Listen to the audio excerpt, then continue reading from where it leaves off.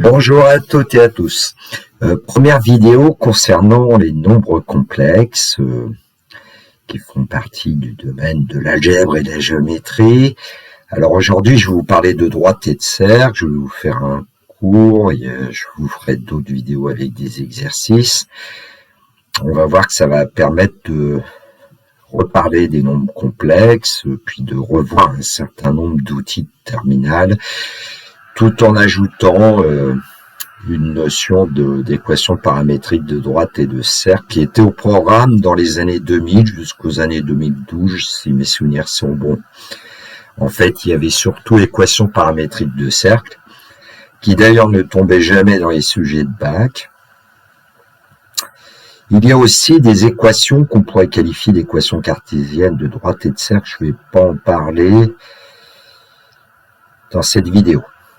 Vous trouverez le polycopier en format PDF, en lien, dans le descriptif, et puis aussi un lien vers mon nouveau blog où vous trouverez des documents sur les nombres complexes. Alors, je vais vous montrer comment je procédais à l'époque avec mes élèves de terminale. Activité 1. Le plan complexe est muni d'un repère orthonormé direct au vecteur U, vecteur V. Alors, premièrement, D et la droite passant par le point A et le vecteur directeur W. On considère que le point A pour affixe petit a, le vecteur W a pour affixe W. Petit a complété. Le point M appartient à la droite D, signifie qu'il existe en réalité tel que vecteur M égale petit b. Complété. Le point M d'affixe Z appartient à la droite D, signifie qu'il existe en réalité tel que Z moins A égale petit c. Complété aussi. La droite D a pour équation paramétrique Z égale. On verra ce que ça veut dire. Question 2, les points A et B ont pour affixe respectif petit a égale moins 1 moins 3i et petit b égale 2 plus i. Petit a, donner une équation paramétrique de la droite AB. Petit b, le point K d'affixe 8 plus 9i appartient-il à la droite AB? Justifié. Compte rendu de cette activité 1, alors la question A, le point M appartient à la droite D, signifie qu'il existe en réalité tel que vecteur AM égale tout simplement TW. Je vais vous faire voir la figure qui est en bas de la page. Voilà, alors il n'y a pas de point M sur la droite AB qui est représentée, mais voilà le vecteur W, et on sait qu'à ce moment-là, imaginez que le point classe c'est le point M, les vecteurs AM et AB sont collinaires, donc le vecteur AM est égal à un certain T fois le vecteur W. Question 1b, le point M d'affixe Z appartient à la droite D, signifie qu'il existe en réalité tel que Z moins A égale TW, puisque nous avons vecteur AM égale T vecteur W. On passe au nombre complexe. Le vecteur AM, lui, il a pour affixe Zm moins Za, c'est-à-dire Z moins 1 ici. Et le vecteur W a pour affixe W, donc on l'obtient, c'est égalité. Question 1c, la droite D a pour équation paramétrique petit z égale.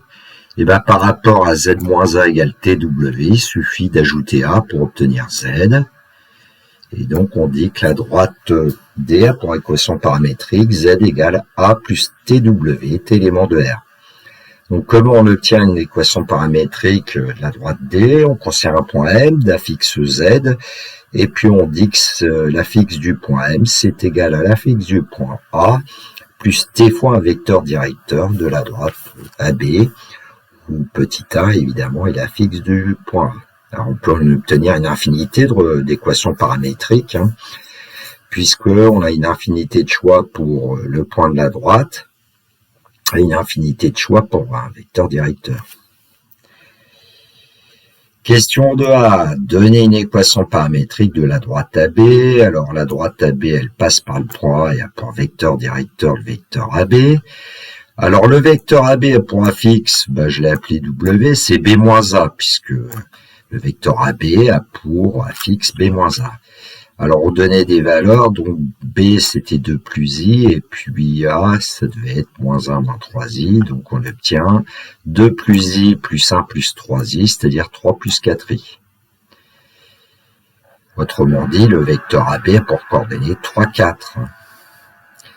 Alors une équation paramétrique de la droite AB, d'après ce qu'on vient de voir, c'est Z égale A plus TW, c'est-à-dire Z égale 2 plus I plus T facteur de 3 plus 4I, T élément de R, en remplaçant petit a par 2 plus I et évidemment W par 3 plus 4I. Alors en général, un nombre complexe, on sait qu'on le met sous forme algébrique, c'est-à-dire sous la forme d'un réel plus I fois un autre réel. Alors quand on développe, on va obtenir 2 plus 3T, la partie réelle de Z, plus 1 plus 4ti et 1 plus 4t, la partie imaginaire de Z, t élément de R. Vous devez pouvoir constater que, voilà, on reparle un peu de ce que vous devriez savoir sur les nombres complexes, en tout cas sur les bases. Question 2b, le point K d'affixe 8 plus 9i appartient-il à la droite AB justifiée? Alors on va utiliser l'équation paramétrique qu'on connaît de la droite AB à la question précédente. Donc le point K d'affixe 8 plus 9i appartient à la droite AB, c'est seulement s'il existe en réalité tel que 2 plus 3t plus 1 plus 4ti égale 8 plus 9i. Alors on sait que deux nombres complexes sont égaux, c'est seulement s'ils ont même partie réelle et même partie imaginaire, ça veut dire qu'il existe en réalité tel que 2 plus 3t égale 8 et 1 plus 4t égale 9. Donc on a un système de deux équations avec une seule inconnue qui est petit t. On va la résoudre. Alors 2 plus 3t égale 8 va nous donner 3t égale 6, et puis 1 plus 4t égale 9 va nous donner 4t égale 8. Ce qui fait que cela veut dire que 3t égale 6 et 4t égale 8, et en fait ça veut dire que t égale 2 pour la première équation et t égale 2 pour la deuxième. Donc finalement que t égale 2, et donc pour t égale 2, on va avoir z qui va être égal à 8 plus 9i, donc on en déduit que le point K d'affixe 8 plus 9i appartient à la droite AB. Donc je vous ai réalisé la figure ici.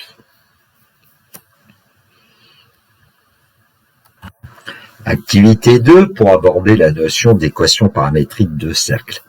Alors le plan complexe est toujours muni d'un repère orthonormé direct O vecteur U vecteur V. Alors on réalisera une figure au fur et à mesure des questions, on va voir que en fait on va créer la figure totale. Alors question 1, C1 est le cercle de centre de rayon 1, c'est-à-dire le cercle trigonométrique. M1 est un point libre du cercle C1 d'affixe Z1, on a T un argument Z1. Question, écrire Z1 sous forme exponentielle. Question 2, C2 est l'image du cercle C1 par l'homothétie grand H de centre O et de rapport petit r plus grand que 0. Alors, peut-être que le mot homothétie va vous faire un petit peu bondir parce que vous n'avez sans doute pas beaucoup travaillé sur les homothéties. Alors, ça fait partie de la classe de 3e du programme, on doit en parler, puis après on n'en parle plus beaucoup. Bon, sachez tout simplement que c'est une transformation du plan dans le plan, qui a un centre, un rapport. Alors le rapport, il peut être strictement positif ou strictement négatif. Ici, on va le prendre strictement positif. Grosso modo, une homothétie va transformer une figure en une figure qu'on appelle semblable et qui va énormément lui ressembler. Alors ça peut être un agrandissement comme une réduction, et une homothétie en fait conserve le parallélisme. Grosso modo, l'image d'une droite, c'est une droite parallèle. Donc en fait, dans les configurations, on a souvent des configurations de Thalès.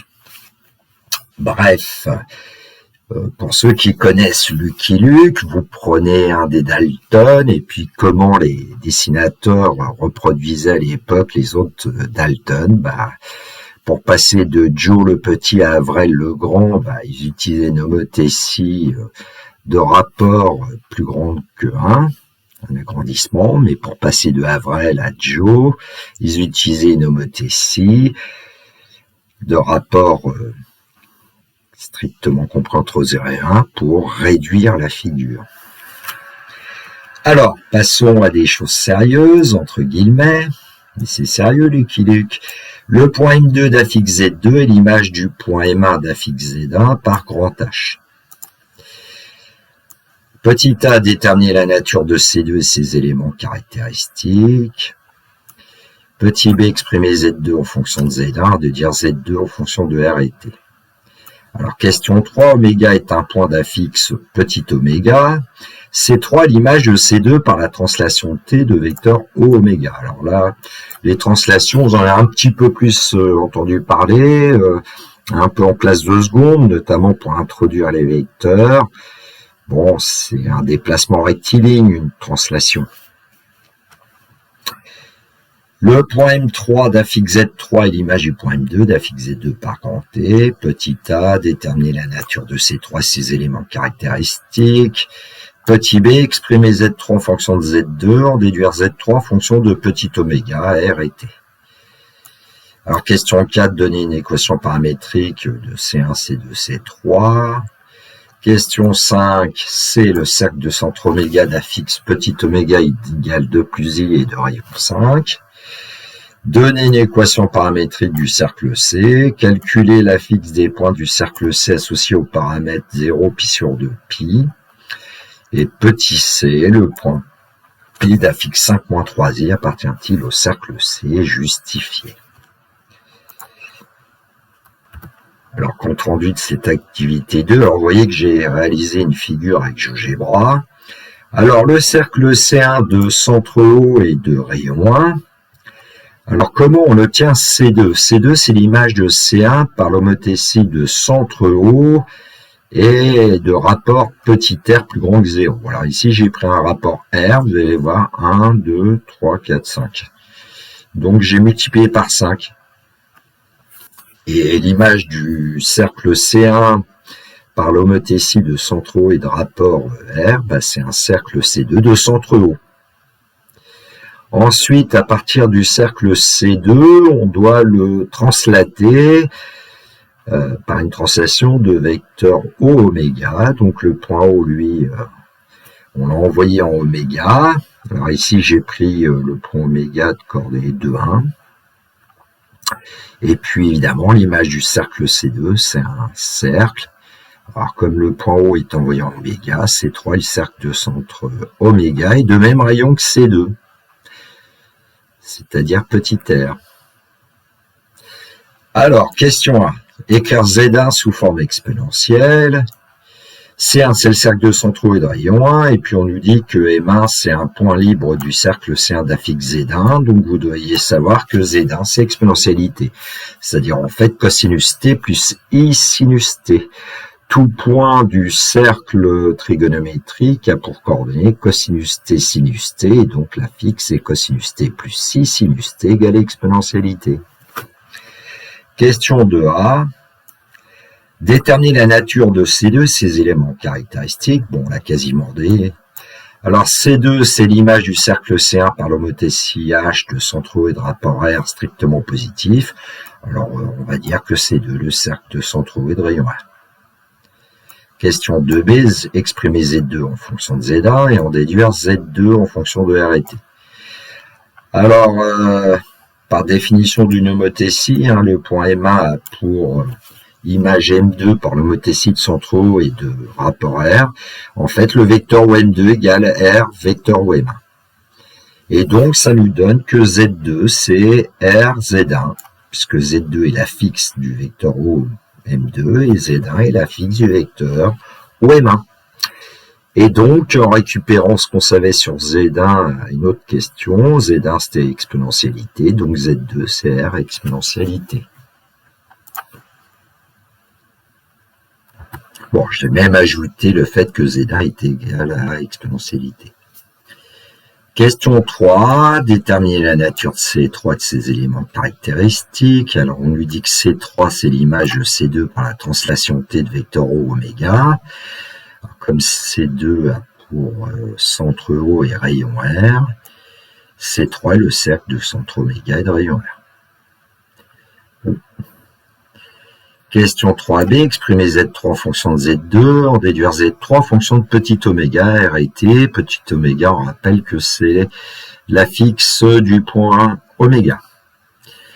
Alors en fait, par définition d'une translation, M2 a pour image M3 par la translation de vecteur O oméga. Donc vecteur M2, M3, c'est le vecteur O oméga. On va passer aux affixes. L'affixe du vecteur M2, M3, c'est Z3 moins Z2.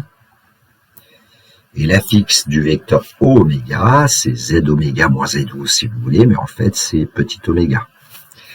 Et donc on va obtenir Z3 égale petit oméga plus Z2, et donc Z3 c'est petit oméga plus R exponentialité.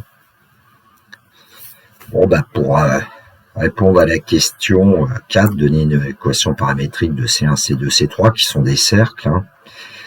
Eh bien pour pour C1, on dit que c'est Z égale exponentialité, T appartenant à grand R. On pourrait d'ailleurs se contenter de prendre T appartenant à un intervalle d'amplitude de pi, T appartenant à moins pi plus pi, ouvert en moins pi, fermé en pi si on veut, ou alors à l'intervalle 0,2 pi, fermé en 0, ouvert en 2 pi si on veut. Pour le cercle C2, ça va être Z égale R exponentialité, T appartenant à R. Et pour le cercle C3, ça va être Z égale oméga plus, il manque le R exponentialité. Il suffit de reprendre Z1, Z2 et Z3.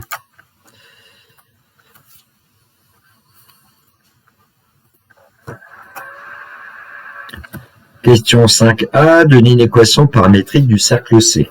Alors, une équation paramétrique du cercle C, 2 centre oméga d'affixe oméga égale 2 plus I de rayon 5. On reprend le cours. Alors, évidemment, ici, j'ai oublié le R parce que j'ai fait du copier-coller. Et donc, Z, c'est oméga plus R exponentialité T appartenant à R, c'est-à-dire Z égale 2 plus I plus 5 exponentialité. C'est-à-dire Z égale 2 plus I plus 5 fois cosinus T plus 6 sinus T. Ici, on va donner en fait Z sous la forme sa partie réelle plus partie imaginaire de Z fois I. C'est-à-dire Z égale 2 plus 5 cos T plus 1 plus 5 sinus T I. T appartenant à R. Question 5b, calculer la fixe des points du cercle C associé au paramètre 0, pi sur 2, pi. On aurait pu demander d'autres valeurs du paramètre. J'ai pris les principales. Alors pour t égale 0, il suffit dans l'équation paramétrique qu'on a obtenue ici de remplacer t par 0. Donc on va obtenir 2 plus 5 fois cos 0, ça fait 7. 1 plus 5 sinus 0, ça fait 1. Et donc, on obtient Z égale 7 plus I. Pour T égale pi sur 2, on remplace T par pi sur 2 pour obtenir sa partie réelle. 2 plus 5 cosinus pi sur 2. Cosinus pi sur 2 ou 0, ça nous donne 2. Et puis 1 plus 5 sinus pi sur 2. Sinus pi sur 2, ça vaut 1. 1 plus 5, ça nous donne 6. Et donc, on obtient que pour T égale pi sur 2, Z égale 2 plus 6I. On fait la même chose pour t égale pi et on doit trouver moins 3 plus i. Alors on remplace 2 plus 5 fois cosinus pi, ça fait 2 moins 5, c'est-à-dire moins 3. 1 plus 5 sinus pi, sinus pi vaut 0, il nous reste 1, et c'est pour ça qu'on a obtenu z égale moins 3 plus i. Donc les points de coordonnées 7, 1, 2, 6, moins 3, 1 appartiennent au cercle C. Question 5c, le point P d'affixe 5 moins 3i appartient-il au cercle C justifié? Alors on va utiliser deux méthodes. Alors la première méthode, qui est très classique pour vous normalement, à quelles conditions est-ce qu'un point appartient à un cercle? Il s'agit que la distance entre le centre et le point soit égale au rayon du cercle. Oméga P, alors vous devriez savoir que c'est le module de Z ZP moins Z oméga. Ici, c'est module de ZP moins petit oméga, puisque petit oméga est la fixe du point grand oméga. Donc, ça nous donne le module de 5 moins 3i moins 2 moins i. Le module de 3 moins 4i. C'est la racine carrée de la partie réelle au carré plus partie imaginaire au carré, c'est-à-dire racine de 3 au carré plus moins 4 au carré, ce qui donne racine carrée de 9 plus 16, racine carrée de 25, ça fait 5. C'est bien égal au rayon du cercle, oméga P, donc on peut en déduire que le point P appartient au cercle C. Alors on va voir comment on procède avec l'équation paramétrique du cercle C, c'est moins... Enfin, c'est un peu plus long. Alors, on va dire qu'il existe en réalité tel que 2 plus 5 cos t égale 5 et 1 plus 5 sinus t égale moins 3. C'est seulement s'il existe en réalité tel que cosinus t égale 3 cinquièmes et sinus t égale moins 4 cinquièmes. Alors pourquoi 2 plus 5 cos t égale 5, ça lui donne 5 cos t égale 3, c'est-à-dire cos t égale 3 cinquièmes. Et puis 1 plus 5 sinus t égale moins 3 nous donne 5 sinus t égale moins 4, et donc sinus t égale moins 4 cinquièmes. Donc en fait, on va essayer de voir si effectivement cosinus carré t plus sinus carré t égale 1 est vérifié avec cos t égale 3 cinquièmes et sinus t égale moins 4 cinquièmes, et à ce moment-là, on aura bien le point P qui appartiendra au cercle C. Alors, on vérifie que 3 cinquièmes au carré plus moins 4 cinquièmes au carré égale 1. 9 25e plus 16 25e, 25 25e, c'est bien égal à 1. Donc, il existe bien en réalité tel que cos t égale 3 cinquièmes et sinus t égale moins 4 cinquièmes, ce qui fait que le point P appartient bien au cercle C.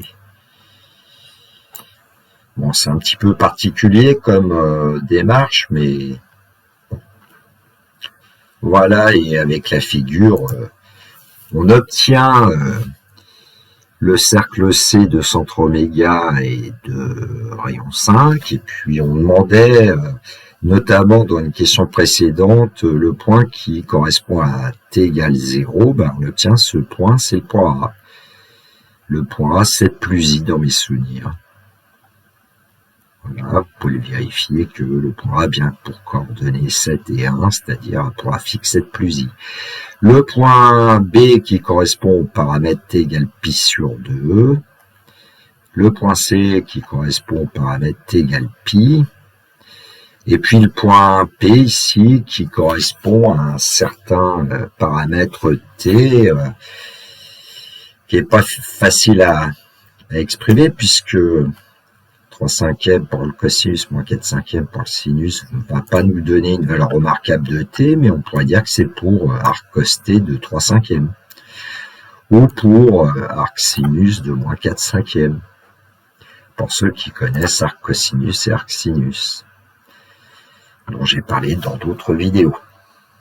Allez, le cours en lui-même, équation paramétrique d'une droite et d'un cercle, le plan complexe est muni d'un repère orthonormé direct, O vecteur U vecteur V. Alors la première propriété, la droite passant par le point A et d'un fixe petit a de vecteur V, directeur W d'un fixe W, pour équation paramétrique, Z égale A plus WT, T appartenant à R, c'est ce qu'on a vu dans l'activité 1. Alors, je vous ai quand même mis une petite démonstration, on va voir ça, c'est rapide. Le point M d'un fixe Z appartient à la droite D, c'est seulement s'il existe en réalité tel que vecteur M égale T vecteur W, ça c'est ce qu'on voit en classe d'ailleurs de seconde. C'est seulement s'il existe en réalité tel que Z-A égale TW. Évidemment là, on l'a traduit avec les complexes, donc ça c'est du niveau terminal, puisque les complexes ne sont plus enseignés qu'en maths experte. Alors évidemment, on obtient Z égale A plus WT.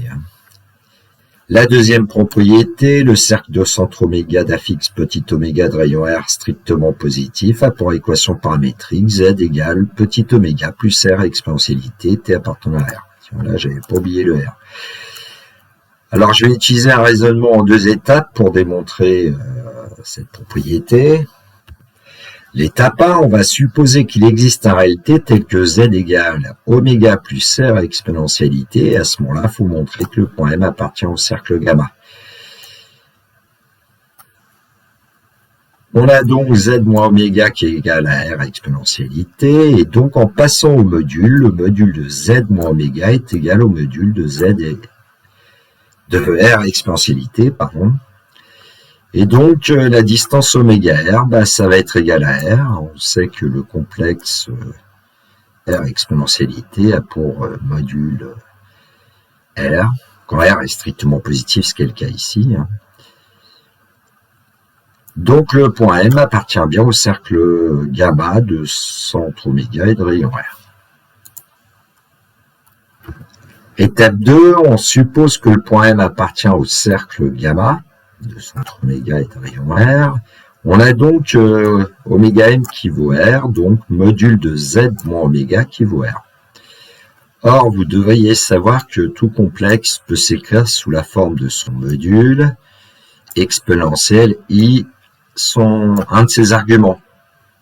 Et donc, z moins oméga, c'est égal à petit r, puisque le module de z moins oméga égale petit r exponentialité, en posant t égale argument de z moins oméga. Et donc, il existe un réalité tel que z égale oméga plus r exponentialité. Alors, si on utilise un raisonnement par équivalence, eh bien, on dit que le point M appartient au cercle gamma de centre oméga et de rayon r, c'est seulement si oméga égale r, c'est seulement si module de z moins oméga égale r. Cela veut dire qu'il existe un réalité tel que z moins oméga égale r exponentialité avec t égale argument de z moins oméga. Ce qui veut dire que il existe un réalité tel que z égale oméga plus r exponentialité.